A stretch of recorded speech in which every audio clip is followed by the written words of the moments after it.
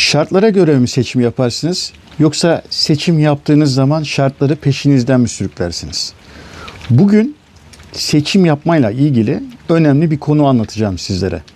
Yani kadersel anlamda seçim yapmakla ilgili. Şimdi birçoğumuz ne yapıyoruz? Hayatımızda karşımıza bir şeyler çıkıyor ve içinde bulunulan durumun en bizim için iyi olan tarafını düşünüp seçimler yapıyoruz arkadaşlar, değil mi? İşte burada o seçimleri yaparken neye göre yapıyoruz? Şartlara göre yapıyoruz.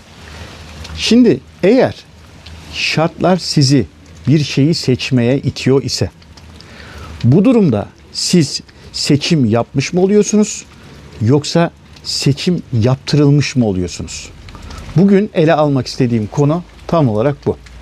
Şu an çok güzel bir ortamdayım. Yağmur var. Birazcık böyle yürüyüş yapmaya çıktım. Ve hakikaten evde artık editler çok uzun sürmeye başladı. Ve biraz böyle spontane aklıma gelen konulardan oluşan bölüm ya da bir kanal artık sizlerle beraber.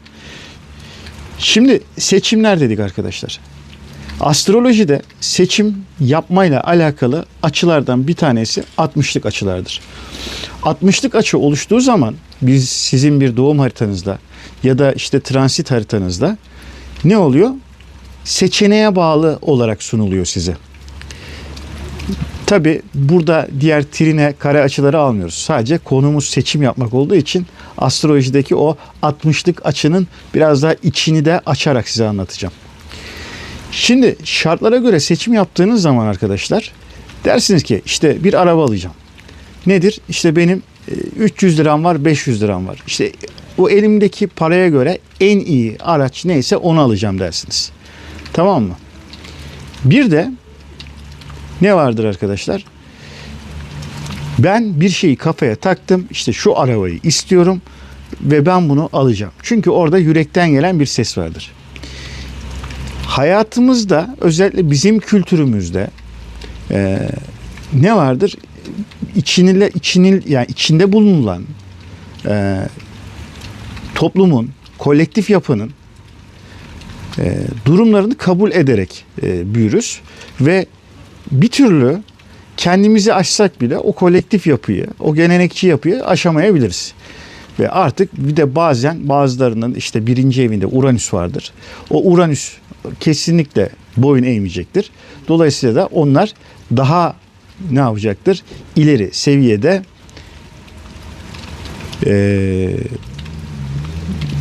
aykırı hareketler yapacaktır.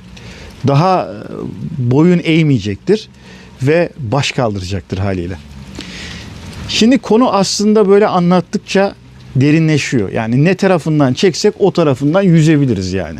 İşte baş kaldırmadan tutun da işte trine açıdan, üçgen açıdan, 60'lığından tutun ama çok dağılmaması için burada anlatmaya çalıştığım konu sadece seçimler. Buradaki o bahsettiğim konularla ilgili de ayrı ayrı videolar yaparız. Şimdi siz şartlara göre seçim yapıyorsanız seçim yapmış olmuyorsunuz. Neden? Çünkü sizi zaten şartlar onu seçmeye itti. Dolayısıyla da siz seçtiğinizi sanıyor olduğunuz bir illüzyon içerisindesiniz. Bundan dolayı da arkadaşlar gerçek seçim yapmak şartlar ne olursa olsun o seçimi arkanızdan sürüklemekle ilgilidir. Şimdi burada en önemli nokta siz hayatınızda karşınıza çıkan hani kader diyorsunuz ya, bunların hangisi kader? Hangisi zorunlu seçim? Mesela haritanızda bir trine açı vardır. Bu trine açıyı hep herkes olumlu açı diye anlatır. Aslında trine açı orada enerji akışının kesinlikle gerçekleşeceğini anlatan bir açıdır arkadaşlar. Tamam mı? Ama 60'lık açılarda orada seçime bağlı çalışır. Ve eğer o 60'lık açı kolektif gezegenden yani işte Plüton, Satürn, Neptün gibi açılardan gelirse sana evrensel bir destek vardır. Ama yine de bu senin seçimine bağlı çalışacaktır. Ama oradan gelen bir trin açı vardır. Orada patlatıp geçecektir. Yani malefik iki gezegenin Astrolojik tabirle malefik. Yani olumsuz diyelim biz ona. Olumsuz gezegenin. Trin açısı da olumlu bir sonuç doğurmaz. Mesela diyelim ki Chiron. Chiron'un bütün açıları olumsuzdur arkadaşlar. Neden? Çünkü Chiron'un olduğu yerde kişide geri bildirim çalışmaz. Orada yaralı o adam. Yani kendi yarasıyla uğraşıyor. Ve o yaralı şifacının olduğu yerde hani mecali yok ki kaldırsın da oradan sen bir şey beklenti içerisine gir. İşte geri bildirim olmadığı yerlerde de böyle bir malefik, yani bu tabii Chiron'a bağlı bir şey. Yani aslında şunu söylemeye çalışıyorum. Arkadaşlar, gerçek seçimler sizin yüreğinizle hareket ettiğiniz yerlerdedir. Yani aslan vesaire. Ve burada o yüreğinizle hareket edebilmeniz için duygular, istekler ve bunların evrenin işleyişiyle ve istekleriyle de kesişmesi lazım. Burada sizin doğum haritanızda sizin potansiyelleriniz ve kabiliyetleriniz vardır. İşte o potansiyel ve kabiliyetler evrenin sistemiyle paralel olduğunda, açı aldığında şartlar olgunlaşmış olur. Şartlar olgunlaştığında enerji akar ve siz istediğiniz doğrultuya kolaylıkla gidersiniz ve ilerlersiniz. Ama şartlar olgunlaşmadığında bu durum böyle olmaz. Şartlar olgunlaştığında akıyor. Ama aslında orada gerçekten istediğin şey mi akıyor, yoksa evrenin seni ittiği şey mi akıyor? Yani şunu anlatmaya çalışıyorum özet olarak. Kader, alın yazısı filan şeklinde bildiğiniz bir olay var ya, o kader alın yazısı şeklinde bildiğiniz olay o bizim Türk filmlerinde olur. Kader bir süreçtir. Yani kader süreç demek arkadaşlar. Kader bir programın, bir yazılımın algoritması. Yani mesela işte şu arkamda ne var? Bir çam ağacı var. Bu çam ağacının yazılımı çam ağacı olmak üzerine. Yani bu çam ağacından şeftali çıkmaz. Çünkü onun kaderi çam ağacı olmak. Ama bu çam ağacını kadersel sürecinde geliştirebilirsiniz. Ne yaparsınız? Budarsınız. Kenarlarını sularsınız. İşte daha iyi güneş almasını sağlayabilecek önünde engeller varsa onları açarsınız. Ve bu çam ağacı olarak yoluna devam eder. Kozalaklar saçaraktan çam ağaçlarını oluşturmaya devam eder. İşte buradaki bu çam ağacının ben niye şeftali değilim, ben niye portakal değilim deme şansı yoktur. Dolayısıyla bu dünyaya gelirken hepimizin bir takım potansiyelleriyle geliyoruz. Yani birisi ilim tahsis etmek için geliyor. Mesela ben size şimdi bu videoyu çekmeye çalışırken, size bir şey anlatırken kafama 300 tane daha konu geldi. Birazcık oralara gittiğim zaman konu dağılmaya başladı. Ne yaptım? Hani burada toparlamaya çalışıyorum. Çünkü hani nereye çekersem oradan genişliyor. İşte bu da bir potansiyel kendi açımdan. İşte bir müteahhit düşünebilirsiniz. İş yapan ne yapıyor? Bu adam işte ne bileyim Jüpiter boğa, işte Jüpiter yengeç gibi yerlerde kombinasyonları olanlar, biraz daha para ve maddiyat konularda şanslıkları olur. Biraz dediysem bayağı biraz olur yani. Çünkü evren getiriyor. Ama yani senin gelmiştir Neptün yaya ikinci evine. Oradaki Neptün sana öğretir. İlim tahsis edersin, bilgi tahsis edersin ve bu bilgi arkadaşlar ne olur biliyor musunuz? Bu bilgi iyi paraya çevirebilirsiniz mesela. Şimdi böyle aklıma geldikçe bunları böyle anlatıyorum. Yani seçimden hangi ara Neptün'e geldik ben de bilmiyorum.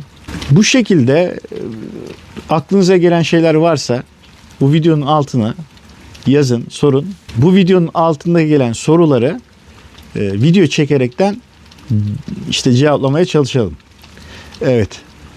Yani hakikaten işte burada bazı haritalarda o seçimleri, geri dönecek olursak konuya, nasıl geri döneceksek artık,